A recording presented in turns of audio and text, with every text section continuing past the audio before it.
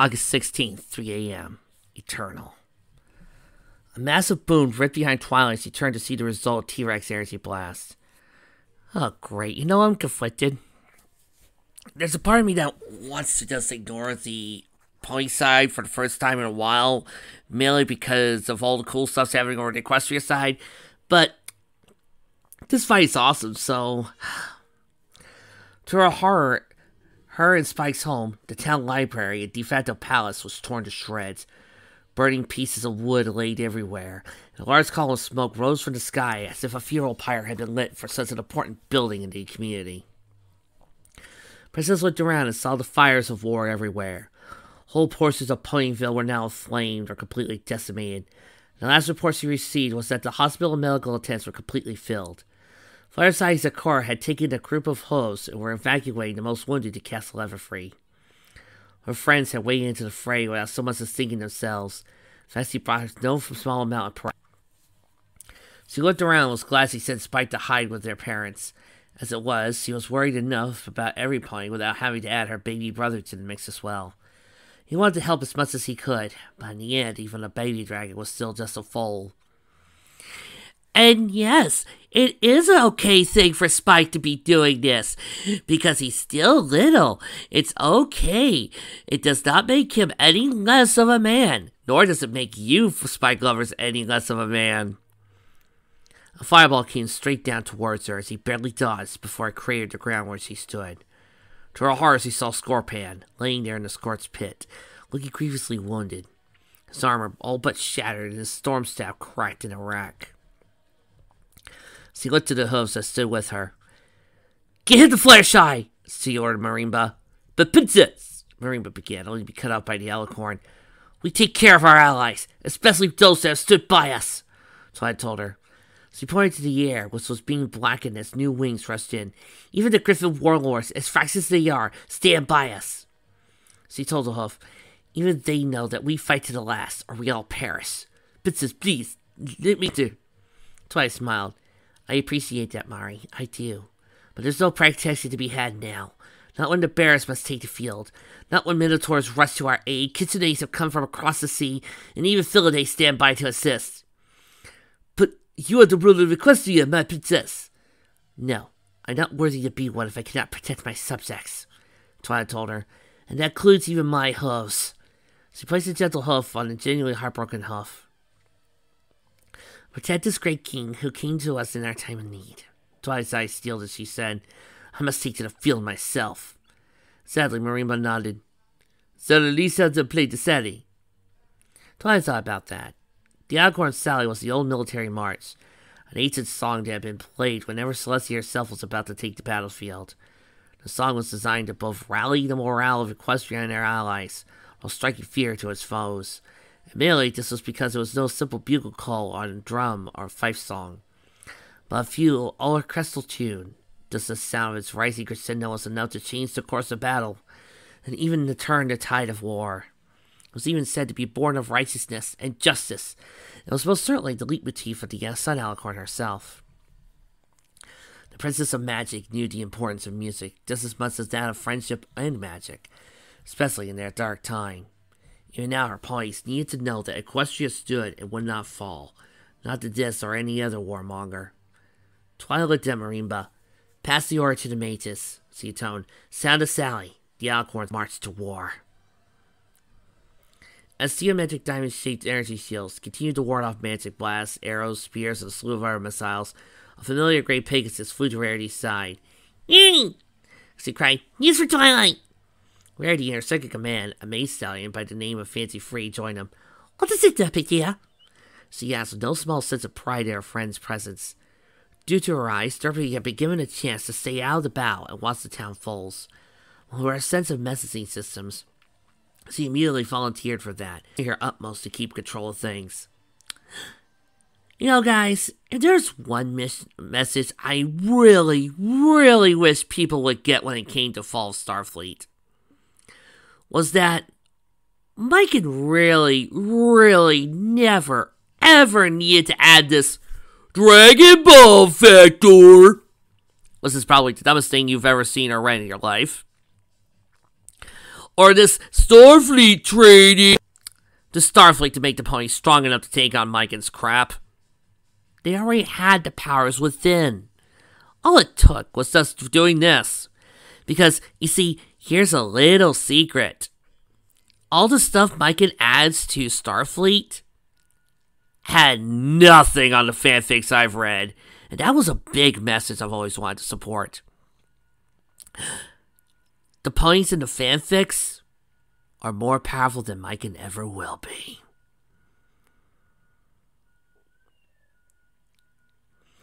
The news is Sound of Sally. The look on the Grey Mare's face was serious as he said, That's a confirmation. You're the Sound of Sally immediately. Sound of Sally? That was an old statement, Rarity commented. Are you positive that was the message? I know what it means, Rarity, Fancy Free said. I'll take care of it. He looked at Derpy. Good job. Dismissed. With Dottie salute, the Pegasus took to the air to find the next group of battle mages. Can't you explain, darling? Rarity asked. It needs help, Fancy Free said as he lit his horn. Most of magic started to dance around his aura, becoming musical notation. It means Her Highness is ready to take defeat. Nose floated in the air and popped. As he did, blast of horns sang out above them. A purple blur flew past, sounding a sonic boom. The corpse, meanwhile, in our world, continued to laugh as her blood, nearly about to pour into the bell, began to reverse itself, flowing back into its place of origin. A blood-spitting reverse. The scene was an absolute horror show, so much that Fluttershy Rarity fainted from the whole display of grotesquerie. Mercifully, Solaire was still out from watching the murder of her daughter, while Velvet and Knight held one another crying. The teens were completely uncomfortable with the situation, and anyone else thankfully stayed silent. As for Divine, he looked at the creature, gaping. This was not how he imagined it to be. He glanced over to the singer, who was so lost in the thrall of sarcastic self-lust, so he stopped flowing normally and was now drawing blood as he continued to pleasure herself. The hell? He voiced. The last of the blood flowed back to Shimmer. As he sat back up mechanically, a robot figure moving in a human fashion, she broke the bonds that they were nothing, then briefly massaged her wrists. Shimmer looked at Define right with the eyes of a solid and milky white, as if Carax had completely seized her eyes. She finally kicked off her leg bonds as if they were nothing, and then hopped off the sacrificial stone, stretching and exposing her still healing scar and everything else she was born with. She screamed, and with a sickening, ripping sound, 2 large demon wings appeared on her back.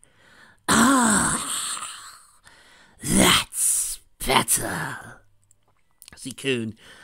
So damn good to have a body again. You never truly appreciate something until it's gone, you know. She then looked at Divine. So, you're the idiot that thought to raise a demon, Yes, I am, he spouted, taking an authoritative stance. Kroga, I am your master, and I demand. He started to laugh, doubting over the process. What's so funny? He commanded. You think I'm Kroga? Well, you are fucking stupid. She placed a hand on her chest. Furthermore, you presume to command me, a little worm like you, thinking that you grow a demon. She covered her mouth and giggled imperiously. How amusing. Allow me to show you what true command is. Wham! She walked over where the siren lost in herself was. Rise and serve me, the demon said, her colorless eyes glowing with black fire. Yes, mistress, the siren said, standing up awkwardly. The demon got closer. Would you do anything for me? She breathed. Yes, I would, my mistress, the siren spoke. They were a fraction of an inch from each other. Would you fuck me at the end? She asked. The siren leaned forward till the lips were almost touching. It would be my glory, she replied. Would you screw me raw and ragged until you would do anything I asked? Please, let me, the siren begged. I will give you everything. I will give you something to remember for the remainder of your... said, taking the siren and starting to make out with her, tongue probing, hands exploring. The other girl moaned in ecstasy and said, Do with me what you will. Oh, I will. Siren, that was one sunset shimmer replied. Then she punched a hole through the siren's chest and ripped her heart out, holding it above her, saying, Thank you for your heart. I'll treasure it always. She then walked back to the vine, who had a look of horror on his face. Hey, I haven't eaten in a while, alright? Besides, you humans have no right to complain. Do you even know what goes in hot dogs? Seriously, you worms are just disgusting. The vine was as she fled. In a few seconds, she licked her lips and the end fingertips, as of her blood coming off. Now that's unreal. She cooed with satisfaction. Now, let's get down to business, shall we?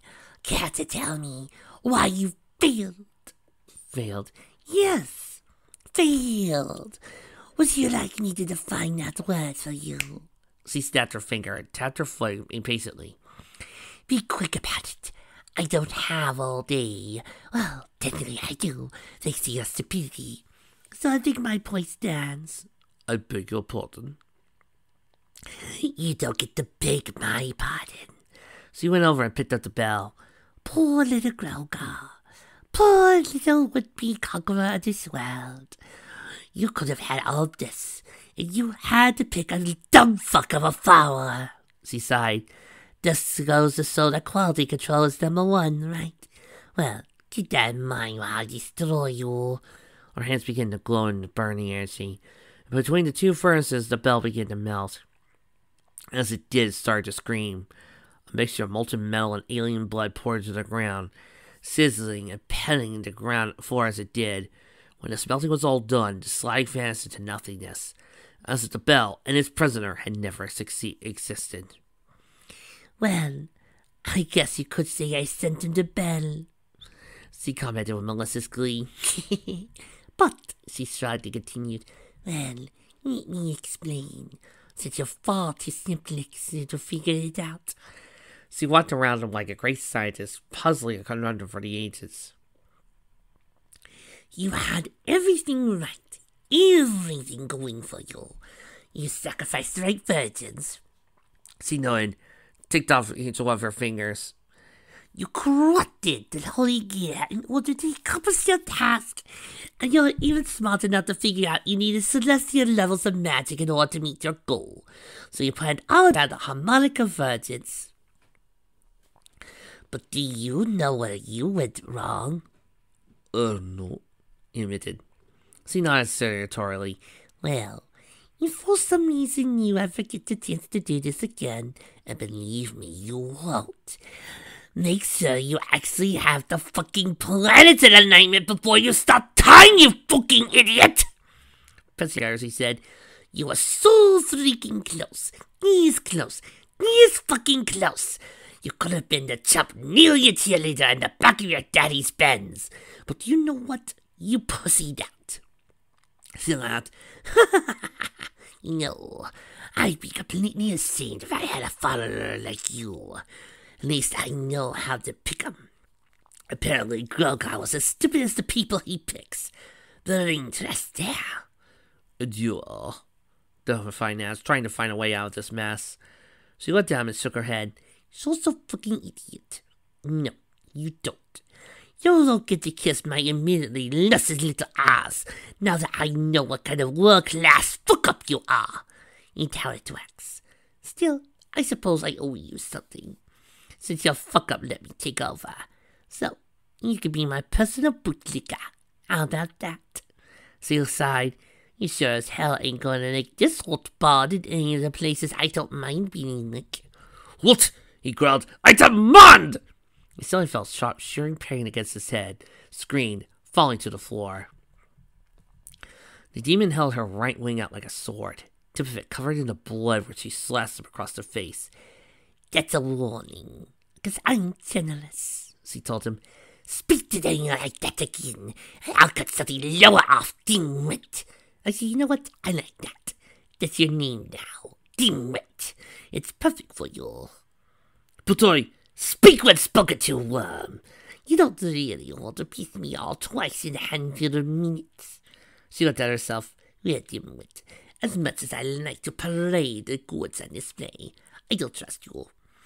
Not that you even have a chance, but you're probably the skeevy type even for a human. So, it's cut off your pecker or throw some clothes on. Your choice. The clothes on? Please. He sighed. Throw clothes on, please. Throw clothes on, please. Chernapok. Chernapok. He recognized that name. The resident black god of old folklore. The black-winged gargoyle of a beast that was said to live on Lisa Hora, Bald Mountain in English. It ruled the witches, ghouls, and monsters of the night. But the Chernobog of folklore was a he, probably not the kind that possessed oversexed teenage nymphomaniacs. That's my name. Don't worry it out, she chirped. But does it really fucking matter? She asked. For one, I rule the world now. I really as soon as they make my muck. If I want to call myself fancy to fuck me in the ass, I can do that. Secondly, your stupidity astounds me. You should know that no real demon worth his or her salt gives her her real name. She sighed. Dimwit, what am I going to do with you? She tapped the side of her head. It was disturbing how much she looked almost like Sunset Shimmer when she was alive. Oh yes, clothing. She raised her hand, and blood from the dead siren flew over to her, pouring over her and caressing her. She moaned sexually, whispering, Even in death you want me? How sweet! The blood congealed to an outfit that still didn't leave much to the imagination. If anything, it enhanced her sexuality further in the creepiest way possible. Yeah, that's better. Here, since you are my first follower, Dimwit, I suppose I get to treat you right. Tell you what, have you ever thought marriage? I'm sure I can find a cow, or pig, or dog that's right for you. Trust me, I take care of my followers. She smiled and stretched once more. As for me, those people you capture, oh, I keep me busy. The girls too, I'm not picky. But Oh, you wanted one of them, right? She thought for a second. Oh, that's right, she said with an unnatural smile. This body came out as a twat with the short Pastian hair. I guess I know who fun number one for me is, huh? If you behave yourself, I'll let you watch. No. There were some lines he was not willing to cross, and that was two of them. Suit yourself. Not like you could stop me anyway. Twilight Velvet prided herself on being organized, even when the family was in the worst chaos imaginable. She called her a psychologist training an orderly mind to sort normalcy from the insanity around her. Even when anarchy was at its greatest sway, it had no more intergalactical foe against the task again to her. Right now, chaos was winning, hands down. She stared helplessly, being held by her husband, comforted by her friends as he tried to comprehend the incomprehensible. For Solaire, the French princess, had said that sunset, her Sunny, her sweet princess' older daughter, was hers.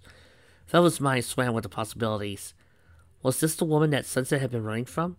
That made no sense. Solaire, from what little they knew, was a sweetheart, very much like Celestia. Could something else be the matter? Or was Solaire truly as despicable as her cousin, and she had shown it? The most logical answer was that Sunset had been lying all this time for some reason. But Velvet knew that wasn't true. She knew her daughter, a loving child, and it didn't matter what Solaire had said. Sunset Shimmer was the daughter of Twilight Velvet and Nightlight, and that was, as far as she was concerned, an immutable fact. Never mind, it wasn't going to be illegal for another 2 weeks. Velvet knew her daughter. In the end, it didn't matter. Her daughter, her Sunny, had been murdered by that man, and now Sunset was alive again, and she was a literal demon. And that demon had not only brutally murdered another girl, so she wasn't exactly innocent, as if she were a mosquito, but now was wearing that other woman's clotted blood as clothing. That made Velvet afraid on an elemental level. And it was worse, because the person she was afraid of was her own daughter.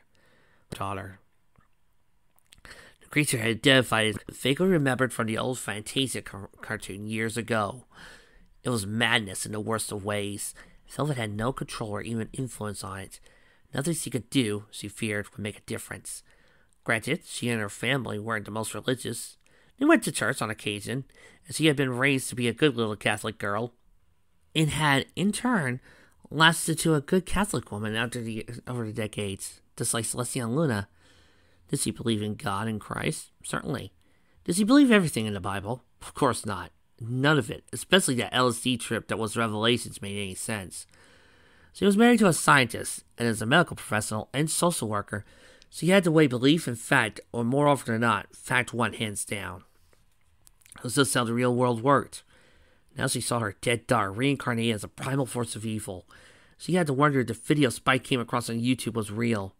Sunset had told her that it was just special effects, and that she'd been doing a favor for some aspiring filmmakers at her school. But now, she didn't know what to think. She looked at Celestia, her lifelong best friend and practical sister, and the look in her eyes was just another thought crossed Velvet's mind, given what her friend had thought of Sunset at the beginning. She knew that Celestia was now fond of the teen. Even if she hadn't been in the picture, was Celestia or Luna had taken Sunset in?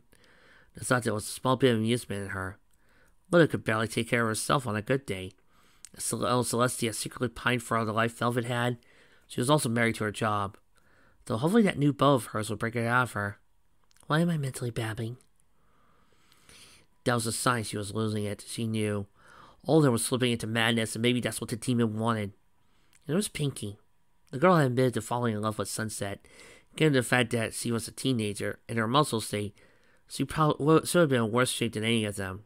Yet she looked at her would-be love interest with a cynical view.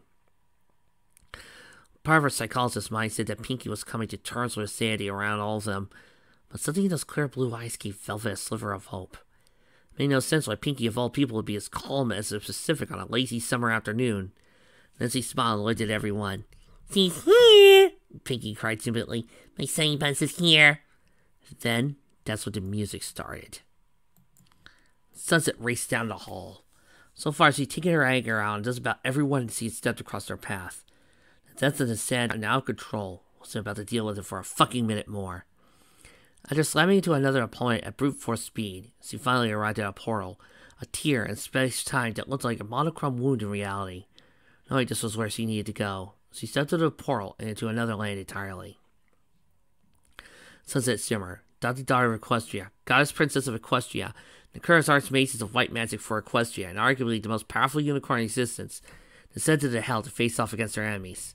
Down, down, down, down, down, down, down, down. She watched, as though nothing but a soul-searching whistle of a wind that was not there, and an eternal emptiness around her as she proceeded through a long, winding hallway.